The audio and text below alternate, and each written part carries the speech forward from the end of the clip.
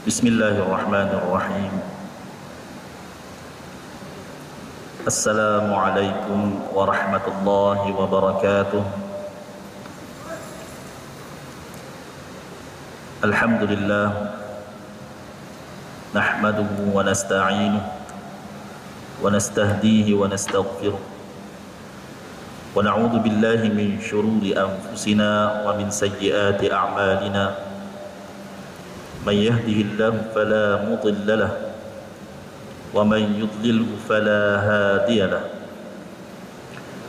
أشهد أن لا إله إلا الله وحده لا شريك له وأشهد أن محمدا عبده ورسوله اللهم صل وسلم على سيدنا وحبيبنا محمد وعلى آله وأصحابه أجمعين.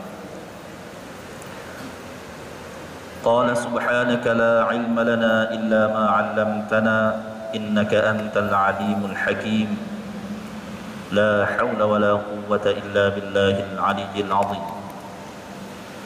اللهم اجعلنا من الذين يستمعون القول فيتبعون أحسنه.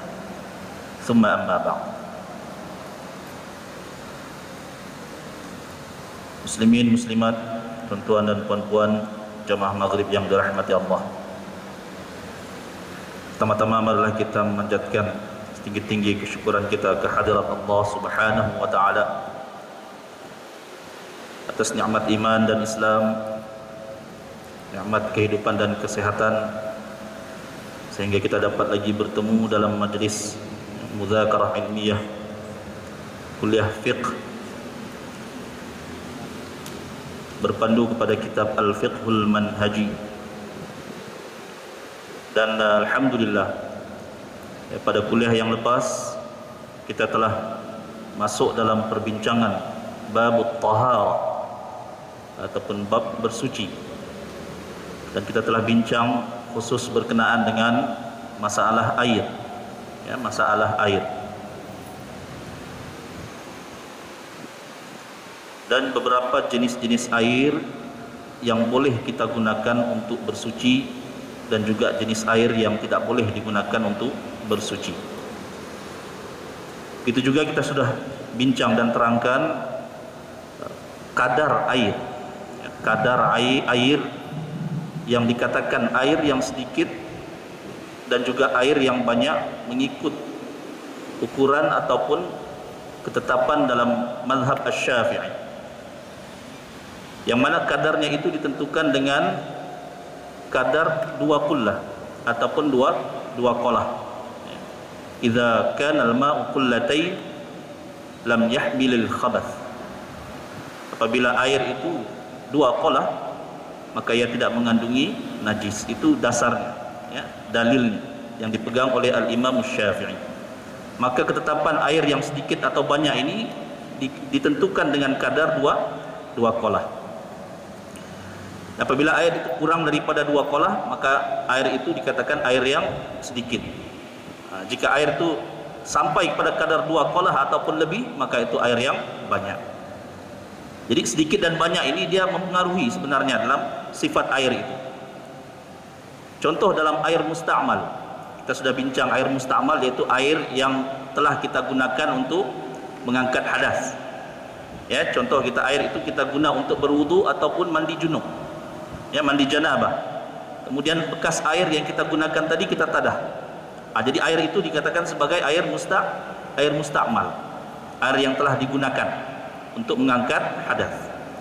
Jadi air musta'mal ini apabila kita berwudu mengangkat hadas kecil contohnya, kemudian air yang kita gunakan tadi dia terpercik masuk ke dalam bekas air,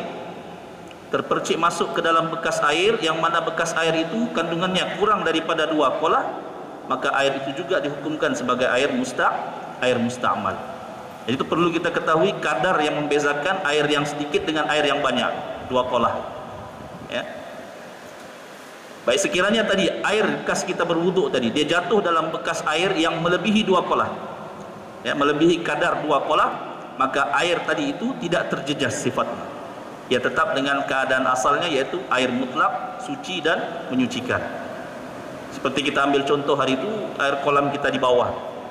Jadi boleh kita berwuduk langsung celup dari tangan dalam kolam tersebut.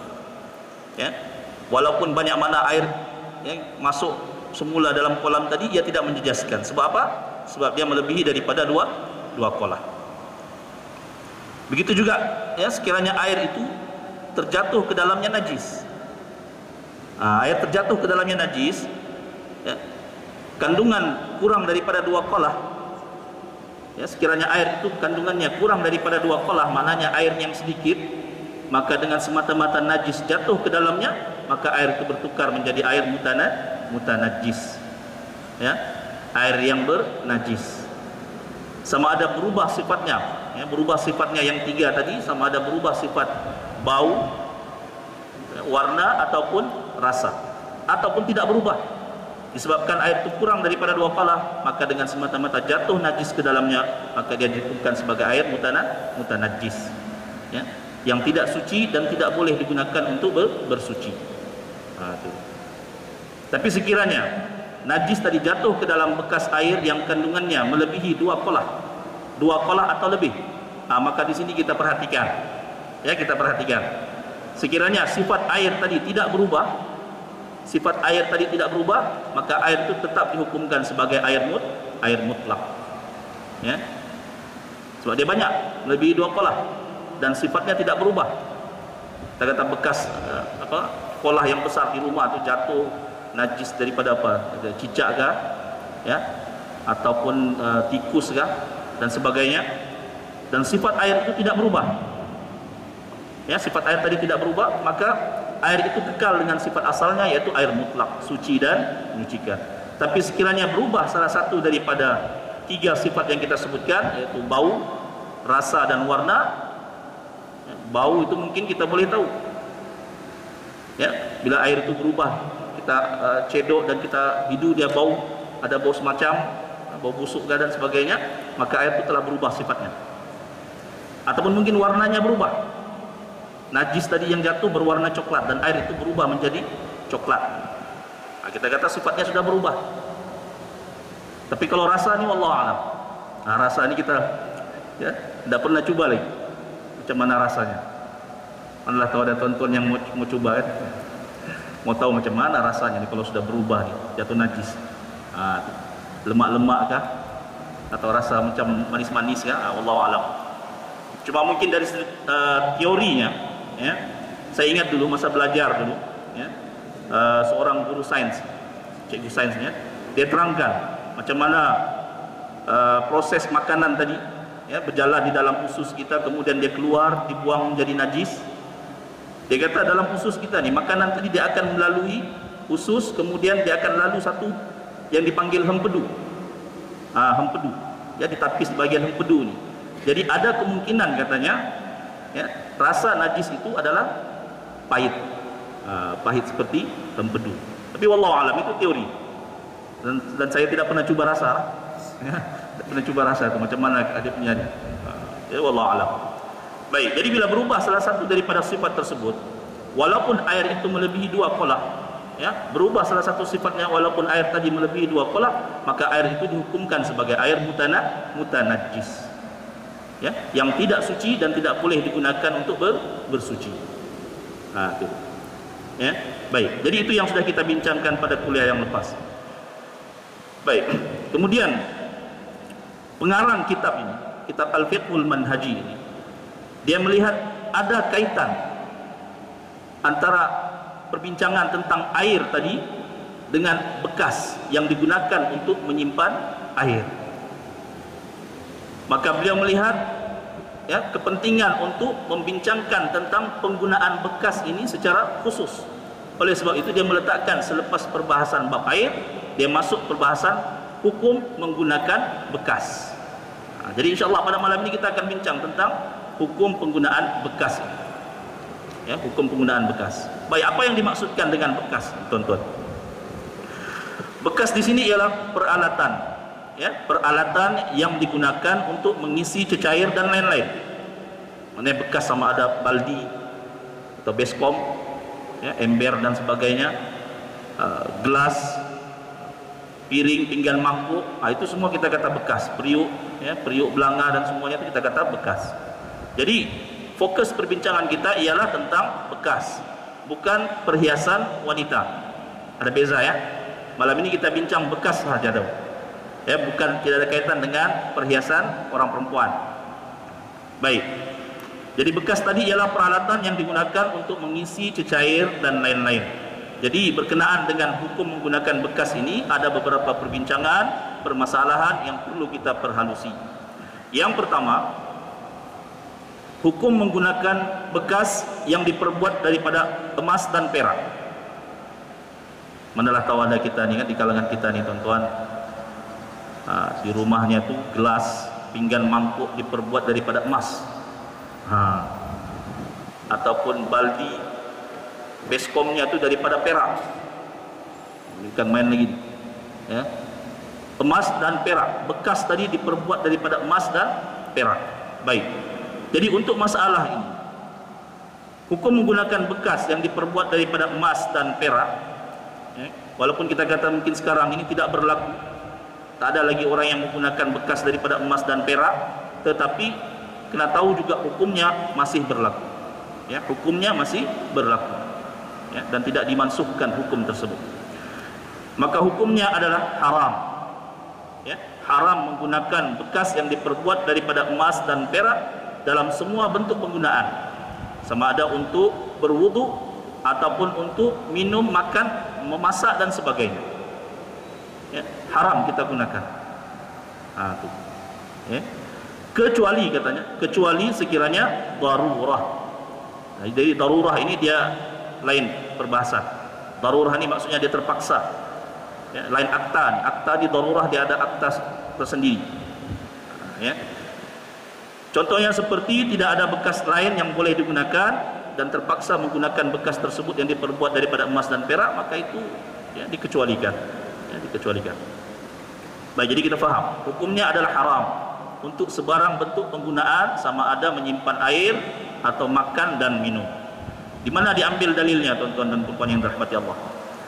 Hadis yang diriwayatkan daripada Hudzaifah bin Al-Yaman yang diriwayatkan oleh Al-Bukhari dan Muslim. Beliau berkata, aku mendengar Rasulullah sallallahu alaihi wasallam bersabda. Ya, Rasulullah sallallahu alaihi wasallam bersabda, "Wala talbasul harira walad dibaj." Wala talbasul harira walad dibaj. Wala tashrabu fi aniyati adh-dhahab wal fiddah. Wala ta'kulu fi sihafiha fa innaha lahum fid dunya wa lana fil akhirah. Jelas Rasulullah sebut. Rasulullah sebut hukum kemudian sebab dalam hadis ini. Apa kata Rasulullah? Wala talbasul harira walad dibaj. Dan janganlah kamu memakai pakaian sutra, ya, sutra, dan juga dibaj. Dibaj ini sejenis sutra juga, sutra yang agak halus, yang mahal sedikit. Tu, ya. Jadi jangan kamu memakai pakaian yang diperbuat daripada sutra dan juga dibaj. Ini hukumnya adalah haram. Ya, baik. Cuma yang dimaksudkan dengan sutra di sini, kan kita sekarang ini banyak jenis sutra. Ada sutra yang asli, ada sutra yang tiruan, yang dibuat secara saintifik itu. Jadi yang dimaksudkan dengan sutra yang diharamkan ini adalah sutra asli yang diambil daripada ulat sutra tersebut. Kalau kita kata sekarang ini pakai sutra, nampak seolah macam sutra tapi dia bukan sutra asli, ya, itu tidak diharamkan. Kita kena fahamlah, sutra yang diharamkan ialah sutra yang asli dia ambil daripada ulat sutra tersebut. Baik. Kemudian kata Rasulullah, wala tashrabu fi aniyati adh-dhahab wal fiddah. Dan jangan kamu minum menggunakan bekas-bekas emas dan perak. Jadi seperti yang kita sebut sebelum ini, setiap larangan itu membawa hukum haram. Ya. Jangan kamu minum pada bekas-bekas yang diperbuat daripada emas dan perak. Wala ta'kulu fi sihafiha. Dan jangan kamu makan menggunakan pinggan-pinggan atau talam-talam yang diperbuat daripadanya. Fa innaha lahum fid dunya wa lana fil akhirah. Sebab apa Rasulullah melarangnya? sebab sesungguhnya semuanya itu untuk mereka, yakni siapa mereka tersebut? Orang-orang kafir. Ya, sungguhnya semua ini bekas-bekas daripada emas dan perak ini adalah untuk orang-orang kafir semasa di dunia. Dia nak guna, dia nak ambil, apa? Serah pada dia. Seorang kafir ini dia tak ada peraturan, dan dia tidak ada peraturan. Dia semua boleh, dia ikut suka dia. Kalau kata kepala dia, okey boleh, dia buat. Ya, dia ikut nafsu. Ya. Akan tetapi walana fil akhirah, akan tetapi semua nikmat ini adalah bagi kita nanti di negeri akhirat. Itu. Ya. Jadi ilahnya, sebabnya ialah semua bentuk perhiasan seperti ini itu di dunia adalah bagian bagi orang-orang kafir. Tetapi bagi kita, insya-Allah nanti di hari akhirat sana. Tak apalah, kita sabar. Kita terliur tengok orang kafir guna itu, tak apa, biarkan. Sebab kita yakin, i'tiqad kita bahwasanya segala nikmat yang Allah sediakan di dunia ini hanya bersifat sementara sahaja. Tidak ada yang kekal. Sebab kita yakin selepas daripada kehidupan dunia akan ada kehidupan yang kekal abadi selepas itu, yaitu hari akhirat. Dan ini yang dijanjikan Allah Subhanahu wa taala. Dalam surah, ya, setiap subuh Jumaat kita baca surah ini. Ya, kebanyakan masjid dia akan baca surah ini subuh Jumaat. Itu surah Al-Insan. Allah kata apa? Wa yutafu alaihim bi aniyatin min fiddah wa akwabin kanat qawarira min fiddatin qaddaruha taqdira. Itu. Ya, ayat 15 dan 16. Ya, surah Al-Insan. Allah kata apa? Bagi ahli syurga ni, ya, nikmat yang akan diberikan pada ahli syurga ini di hari akhirat nanti, ya, mereka akan dihidangkan, ya, mereka akan dihidangkan dan diedarkan kepada mereka ni aniyah bi aniyatin, dengan talam-talam ataupun bekas-bekas min fiddah, yang diperbuat daripada perak. Itu nikmat. Jadi Allah kata dapat di dunia ni untuk orang kafir biar. Tapi bagi orang yang mukmin, insya-Allah di hari akhirat sana nanti di syurga dia akan dihidangkan dengan talam-talam yang diperbuat daripada perak yang jauh lebih baik kualitinya daripada apa yang ada di dunia. Dan di sana nikmat itu kekal selama-lamanya. Jadi kalau kita rasa rugi di dunia ini, tidak apa, kita pujuk hati kita, tidak apa. Biarkan. Ya, biarkan. Sebab nikmat di dunia ini dia bersifat sementara. Ya. Umur kita juga terhad sementara. Kesehatan kita juga terhad. Hari ini mungkin sehat, besok mungkin kita sakit. Ya.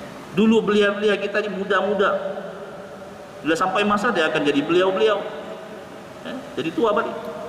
Macam tu. Jadi tidak ada yang kekal. Sebab itu kita pujuk hati kita, tak apa, biarkan. Kata Rasulullah, lahum fid dunya, bagi mereka di dunia, yaitu orang-orang kafir, dan bagi kita walana fil akhirah. Itulah nikmat yang Allah akan bagi dalam syurga nanti. Maka menggunakannya untuk makan dan minum dikiaskan kepada semua bentuk penggunaan yang lain dari segi pengharamannya. Ya. Disebut dalam hadis tadi makan dan minum, maka dikiaskan dengan sebarang bentuk penggunaan yang lain, yaitu sama dari segi hukumnya haram. Dan pengharaman ini meliputi kaum lelaki dan perempuan. Sebab itu saya kata tadi, perbincangan kita adalah tentang bekas, bukan tentang perhiasan. Kalau perhiasan, kita maklum, ya, perhiasan emas ini diharuskan untuk golongan wanita. Akan tetapi bekas ini, bekas untuk makan, minum dan sebagainya ini semua haram, sama ada lelaki atau perempuan. Ya, jadi kita faham. Baik. Seterusnya hukum mengambilnya.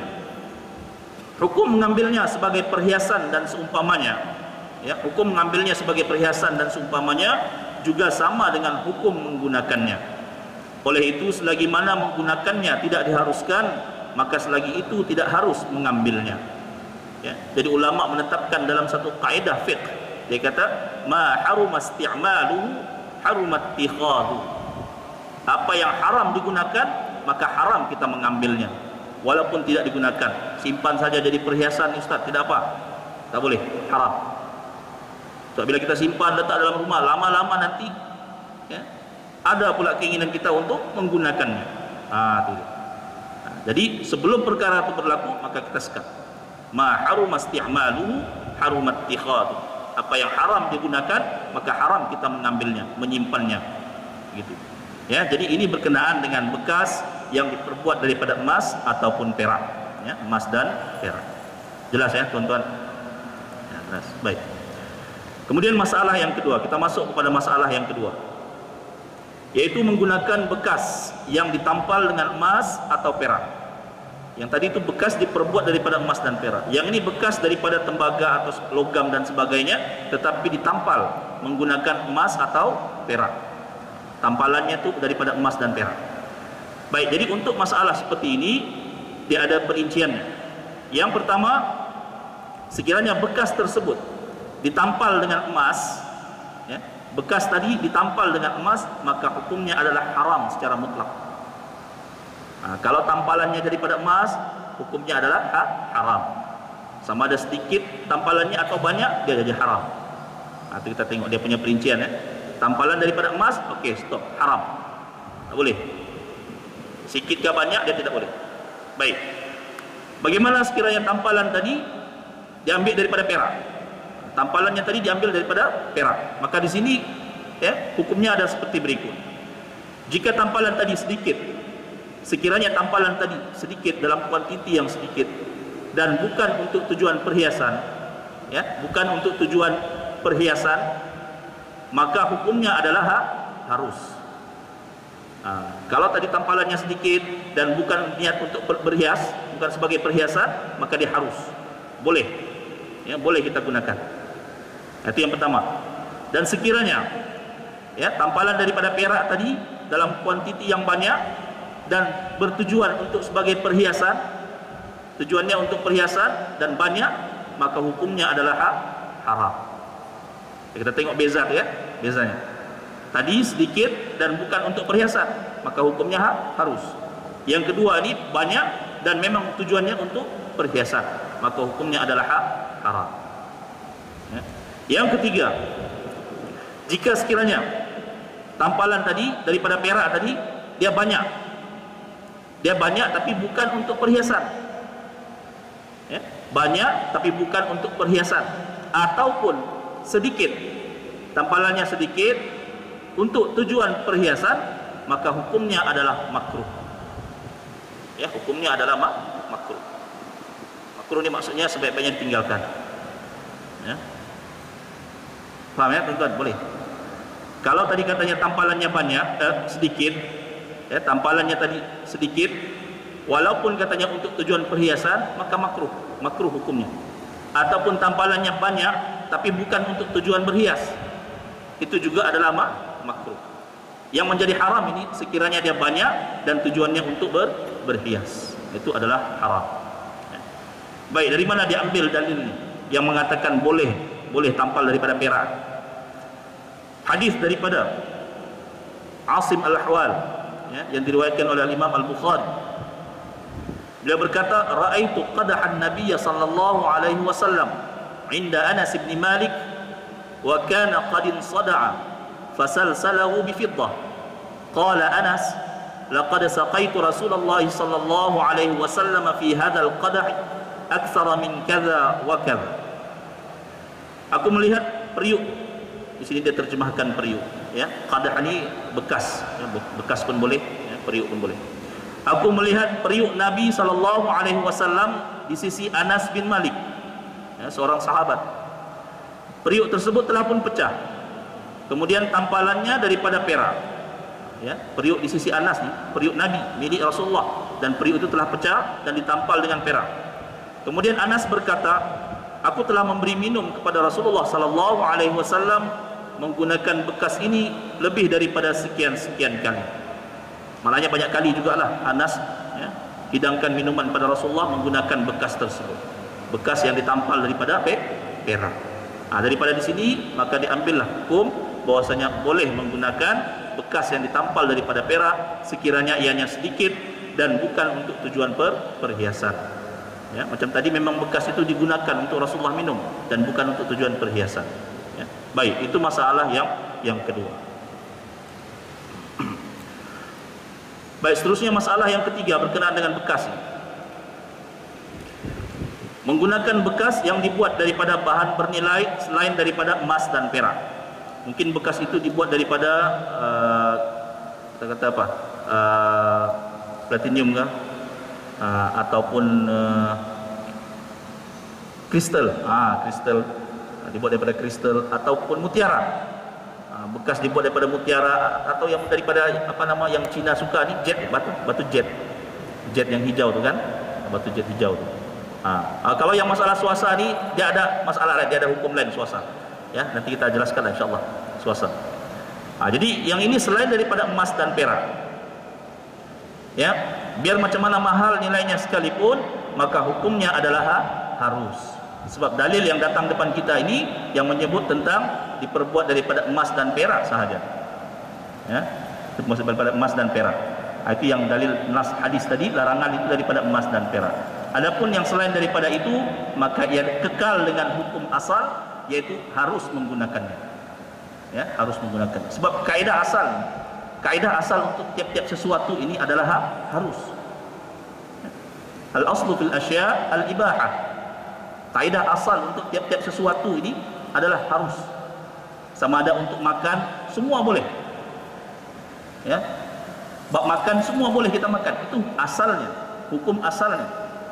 Ya, semua boleh. Dalam bab apa? Jual beli, semua boleh. Itu hukum asal. Ya. Selain daripada ibadah, maka semua hukum asalnya adalah boleh. Sehinggalah ada dalil ataupun nas yang mengharamkan. Kalau ada nas yang mengharamkan, maka itulah yang haram. Adapun yang tidak ada nas, dia kekal dengan hukum asalnya, yaitu harus. Contoh kita ambil hari itu bab makan dan minum. Ya, dalam bab makan dan minum Allah kata apa? Ya ayuhan nas, kulu mimma fil ardi halalan thayyibah. Wahai manusia, makanlah kamu rezeki yang daripada bumi yang kami kurniakan ini, yang halal lagi baik. Itu kaedah asal, makan semua boleh. Tiba-tiba ada dalil lain datang. Innama harrama alaikumul maitata waddama wa lahmal khinziri wa ma uhilla bihi li ghairillah. Sungguhnya hanya saja diharamkan bagi kamu itu al-maitata, bangkai, darah, waddama, darah, walahmal khinzir, dan daging khinzir, dan juga binatang yang disembelih untuk selain daripada Allah. Maka inilah yang diharamkan. Adapun yang tidak disebut, dia balik kepada hukum asal, yaitu harus. Jadi sama juga dengan kaedah menggunakan bekas tadi. Ya, kaedah menggunakan bekas. Baik. Di mana dalil yang diambil oleh para ulama untuk menentukan kaedah ini? Asal bagi tiap-tiap sesuatu adalah harus. Dalam surah Al-Baqarah ayat 29, Allah Subhanahu wa taala menyebut, "Huwallazi khalaqa lakum ma fil ardi jami'a." Huwallazi khalaqa lakum ma fil ardi jami'a. Dan dialah Allah yang telah menciptakan untuk kamu segala apa yang ada di atas muka bumi ini. Untuk kamu, maksud apa untuk kamu di sini? Untuk manfaat dan kegunaan kamu, wahai manusia. Ya. Jadi tidak mungkin apabila Allah menciptakan sesuatu untuk kita, kemudian Allah haramkan untuk kita gunakan. Boleh kita tidak tergambar ya keadaan macam itu. Allah cipta benda ini untuk kita, untuk kegunaan kita, tiba-tiba Allah haramkan untuk kita pakai. Tak mungkin. Maka di situ ya, para ulama mengatakan asal kaedah hukum bagi tiap-tiap sesuatu itu adalah harus, halal. Ya. Baik. Itu perkara yang ketiga. Masalah yang keempat, ya, menggunakan bekas orang kafir. Ini pun jadi satu masalah juga kita ni. Ya, bila duduk masuk dalam restoran, kata tengok gelas tu ada tulisan Tiger. Ragu-ragu saja kita mau minum, macam mana? Ya, boleh ke tidak? Kita kadang-kadang cari juga restoran yang kata seafood ni, restoran seafood. Tapi kebanyakan restoran seafood ni dimiliki oleh orang yang bukan Islam. Jadi boleh ke tidak kita masuk makan dalam tu? Gitu. Sedangkan kita tahu kemungkinan bekas itu telah digunakan untuk ya benda-benda yang lain. Ya. Baik. Jadi hukum menggunakan bekas orang kafir. Menggunakan bekas kepunyaan orang kafir adalah harus. Jadi bila kita faham macam ni, hilanglah sudah keraguan kita. Tak perlu lagi ada ragu-ragu lepas ni. Ya. Hukum asalnya adalah harus. Gitu. Jadi macam mana Ustaz, kadang-kadang orang kafir dia kata dia makan juga, dia guna pinggan mangkuk tu ataupun gelas tu dia minum arak di situ. Ya, ataupun piring tadi bekas dia guna untuk makan daging khinzir kan. Jadi macam mana hukumnya pula? Baik. Dalam masalah seperti ini, yang pertama kita tidak boleh menghukum berdasarkan andaian. Satu. Kita tidak boleh berhukum berdasarkan andaian. Kita andaikan sahaja, oh dia makan begini, dia minum begini, sedangkan kita tidak lihat benda itu, maka itu tidak boleh dijadikan sebagai hujjah. Kita tidak boleh jadikan sebagai sandaran hukum. Maka kita kena pegang kepada hukum asalnya, yaitu harus. Hukum asalnya adalah harus. Sehinggalah nanti kita nampak sendiri. Kita nampak tadi, ya gelas yang dia gunakan tu dituang arak di situ, kita nampak sendiri. Kemudian dia buang saya macam tu, dia tidak basuh, dia hidang dengan kita pula. Dan pada masa ketika itu kita sudah yakin bahwasanya gelas itu telah bernajis. Yang ketika itulah barulah kita tidak boleh menggunakan. Boleh faham ya? Sama juga kita berhenti tepi jalan, kita nak solat. Berhenti tepi jalan, kita nak solat, kita andaikan tadi mungkin ada anjing yang lalu di sini ini. Ya, tempat ni kotor ni, ada anjing lalu kah, ada apakah, najis binatang kah dan sebagainya. Sedangkan kita tidak nampak benda itu. Maka pada ketika itu andaian-andaian seperti ini tidak terpakai. Tidak terpakai. Dan tempat tadi kekal dengan hukum asalnya, yaitu bersih. Wa ju'ilat liyal ardu tahura masjidan wa tahura, kata Rasulullah. Dan dijadikan kepada aku ni, kata Nabi Muhammad, dijadikan kepada aku ni dan umatku, ini keistimewaan Nabi Muhammad dan umatnya. Allah jadikan bumi ini masjidan wa tahura, sebagai masjid, tempat di mana-mana pun kita boleh sembahyang, sujud, beribadah, dan juga tempat yang bersih. Itu hukum asal. Nanti sehinggalah kita nampak ada anjing lalu di situ, ataupun kita tengok ada orang buang air kecil ke buang air besar dekat situ, kita nampak ada najis, barulah kita kata kotor. Kita kata kotor. Baik. Dalilnya daripada Abi Sa'labah, hadis yang diriwayatkan oleh Al-Imam Al-Bukhari, Nabi SAW bersabda, Nabi SAW bersabda, sahabat bertanya tentang bekas kepunyaan orang kafir. Tanya, bagaimana ya Rasulullah, kita nak guna bekas ni, ini kepunyaan orang kafir. Maka Rasulullah menjawab, faghsiluha wa kulu fiha. Faghsiluha wa kulu fiha. Kata Rasulullah, basuhlah dan makanlah dengannya. Tak ada masalah. Gitu. Cuma perlu kita faham, perintah membasuh dalam hadis ini, adalah dengan makna sunat. Sunat kita basuh terlebih dahulu. Sunat saja. Ya. Tapi kalau kita nampak kata tadi depan mata tu, kita nampak benda tu memang bernajis depan mata, bukan lagi sunat, itu wajib. Kita nampak dia tuang arak, kemudian dia buang saja, kemudian dia tidak basuh, kita pun ambil. Buat dah nampak pula. Dah tahu, dah nampak. Tak boleh, tak terpakai. Maka wajib ketika itu kita membasuh. Yang jadi masalah ni kalau kita tak nampak benda tu, maka balik kepada hukum asalnya, yaitu harus. Wallahu a'lam.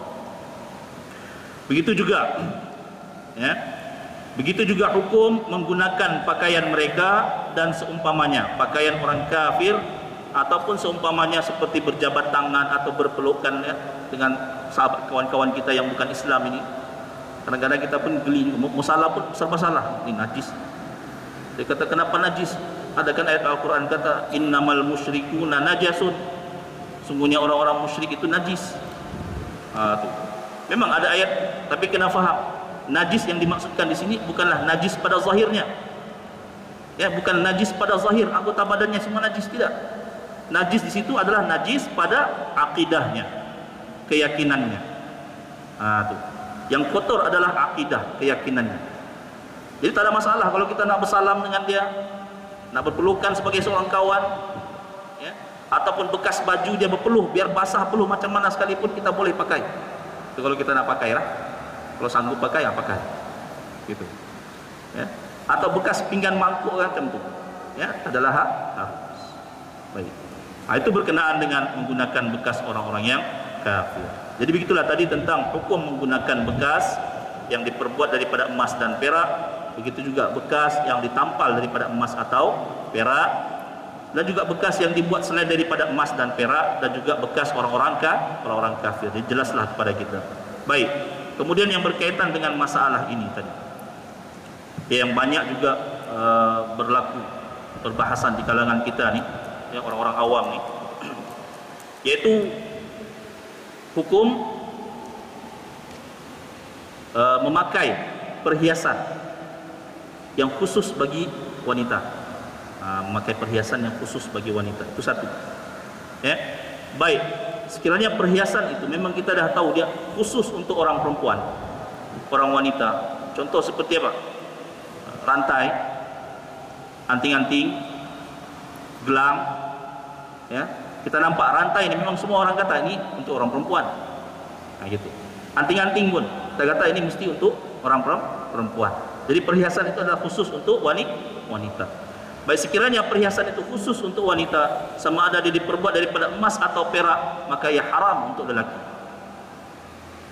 Ya, haram untuk lelaki. Sama ada dia diperbuat daripada emas atau perak atau daripada apa-apa sekalipun, getah dan sebagainya, maka dia haram untuk lelaki. Sebagaimana hadis Rasulullah yang menegah kita ni daripada lelaki berpakaian atau berperlakuan seperti wanita, dan begitu juga wanita berpakaian dan berkelakuan seperti lelaki. Itu adalah haram. Itu jelas, ya? Baik. Kemudian yang kedua, hukum memakai cincin. Cincin pula. Ya.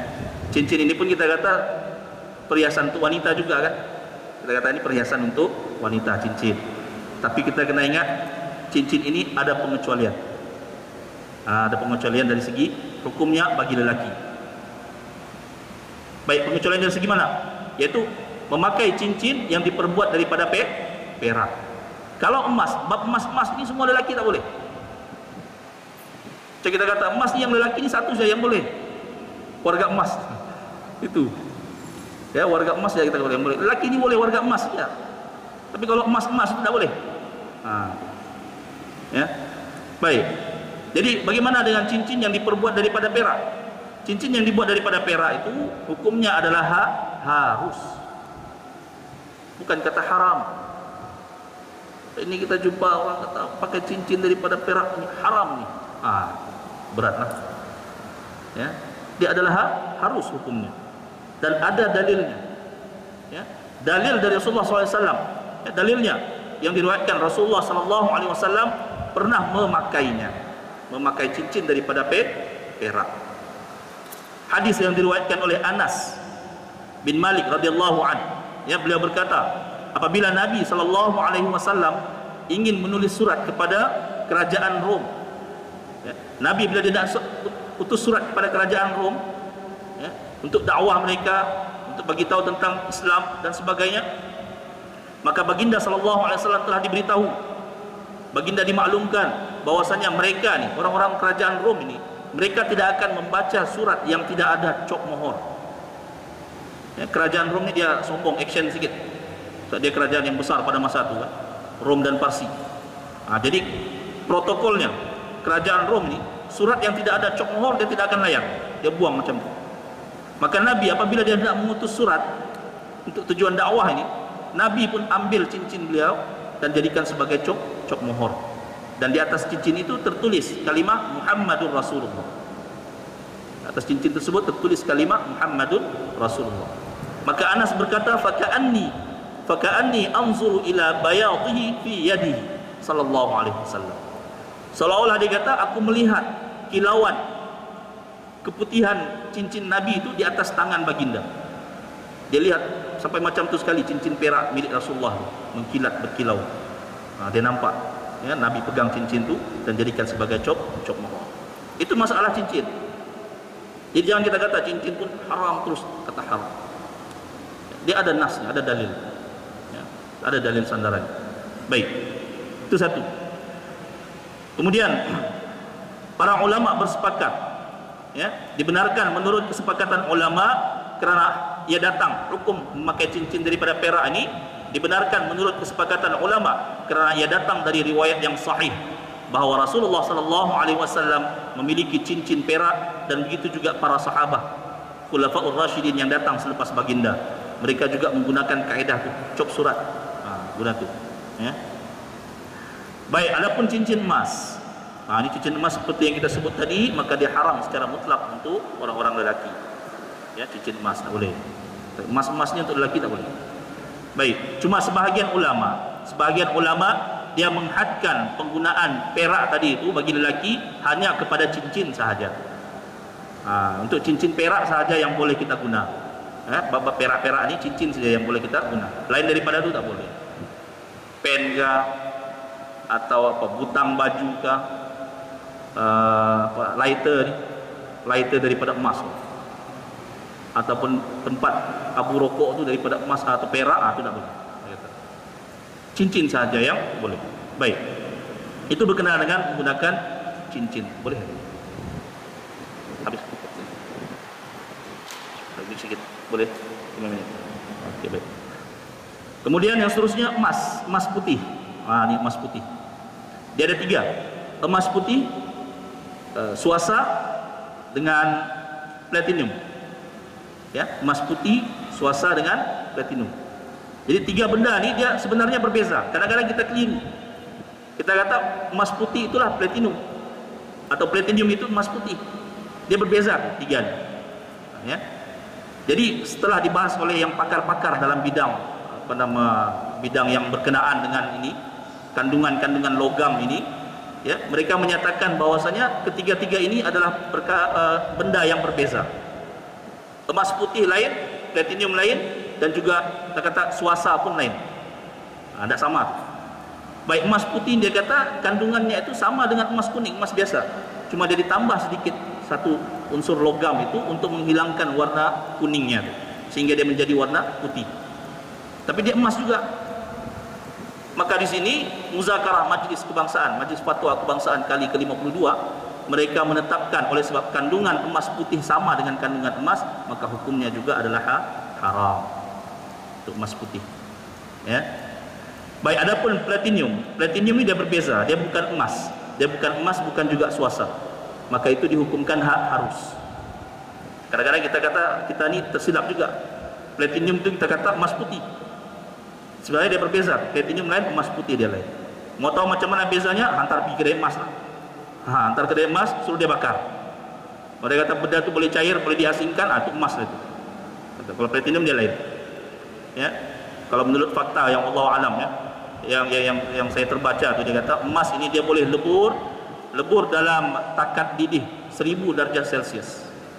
Dia 1000 darjah Celsius dia boleh cair. Jadi kalau kita kata 500 darjah Celsius itu dia sudah cair, yang baki tertinggal itu emas lah itu. Yang lain itu besi biasa. Begitu. Dia kalau dia nak pisahkan unsur tu, di kedai emas tu dia buat macam. Baik, adapun suasa. Suasa ini, ya, dia campuran antara emas dengan perak ataupun emas dengan logam lain. Emas dengan logam lain. Jadi untuk hukum suasa, Imam Nawawi di dalam Syarah Muslim, ya, Imam Nawawi dalam Syarah Muslim dia ada menyebut, ya, dia ada menyebut bahwasanya sekiranya emas tadi bercampur dengan unsur lain, sama ada emasnya banyak ataupun emasnya sedikit, maka hukumnya adalah haram. Ashab dalam mazhab Asy-Syafi'i. Ashab ni maknanya ulama-ulama besar dalam mazhab Asy-Syafi'i telah menetapkan sekiranya emas tadi bercampur dengan benda-benda lain pun, ya, sama ada banyak atau sedikit, dia tetap dihukumkan sebagai haram. Dan inilah yang telah disebutkan atau yang telah dikeluarkan oleh Jakim, ya, Jakim pada tahun 2000, lebih kurang dalam tahun 2001 kalau tidak salah, ya. Dia mengatakan bahwasanya haram suasa ini, haram. Ya, suasa ini adalah haram. Cuma kadang-kadang kita keliru antara suasa dengan yang kita kata tadi platinum tu. Gitu. Orang pakai platinum ni kita kata dia ni pakai emas putih. Dia bukan emas putih, dia platinum. Itu halal, harus, ya. Jadi itu berkenaan dengan perkara-perkara yang kita sebutkan tadi dan juga hukum-hukumnya. Jadi wallahu a'lam. Mudah-mudahan ia jelas dan memberi manfaat kepada kita semua. Ya. Jadi saya ingat oleh kerana masa telah ya, masuk waktu maghrib, kita cukupkan dahulu setakat ini.